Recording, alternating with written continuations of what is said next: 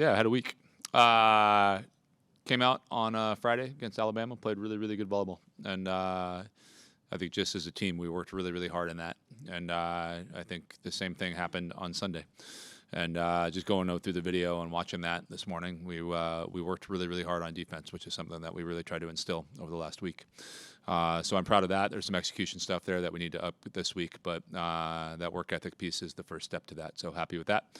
And then just we had an injury on Sunday, and I thought the team rallied. And we took the number 24 team in the country to 5 and had our chances to win that. So I think I told our team, I think I said in the press conference immediately following that, but there was some pride in terms of the way that we responded to adversity and some disappointment in the fact that we couldn't sustain it throughout the match. So look to regroup, playing against a really, really good volleyball team. And just I was talking to the head coach of Auburn before the match, and just I think I've reiterated in here how difficult the SEC is, and everybody in here is saying the same thing. And we play a really good team in Mizzou with a coach that took over that I think is doing a really, really good job there. And they beat us in 4 the last time at our house. We're hoping to go out there and do the same thing there. Any questions for Coach? We'll start back behind the lights on the left side with Tyler.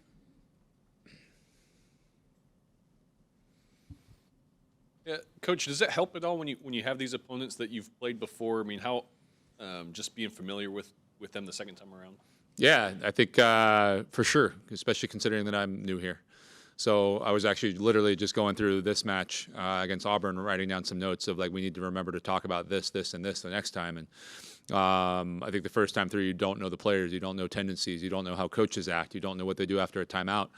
So I think you start to get a feeling for that the more you play against either like a coach in their system and their kind of method of how they're trying to do things.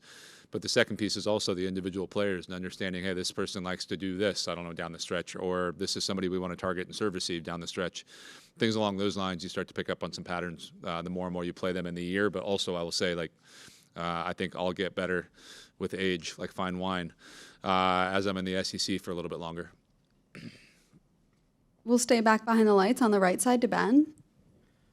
Coach, you've had a couple 5-set matches, 5 4-set matches, come out on top in some, come out on the other side in others. But just what do you feel like you hopefully can grow from just those experiences, you know, putting even the results aside, but just, you know, going through those marathon battles? Yeah, I think the message, and just you get into a 5th set, and I don't think it's about statistics. This is one of the things we've been talking about just in general. It's not about statistics. It's not about who plays the prettier volleyball. It's about who keeps the ball off of their side of the floor more often and who puts it down on the other side more often. It doesn't matter how it happens.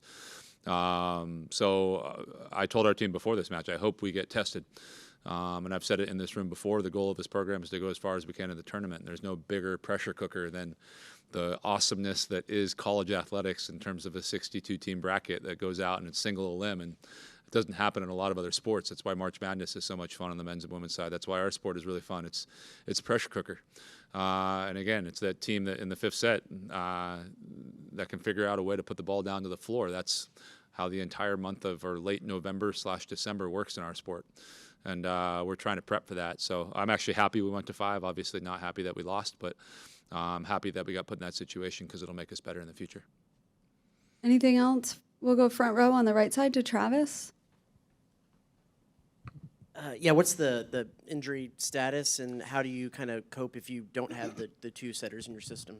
Yeah, I'll know more tomorrow. First signs were positive, we'll say that. We'll know more tomorrow in terms of what's going on and what the timeline is on everything. And if Nisa can't go, then we're in a 5-1, which is something we practice a lot. So that's just for those that are not familiar with our sport. The way the system we've been running is kind of 2 setters, 2 opposites. So we always have 3 attackers in the front row. So we'll go into a 5-1, and it's something we've practiced throughout the year just in case we need it, and also just to get better against teams that do run it. So that'll be the plan. Anything else for Coach? All right. Thank you. Thank you, guys.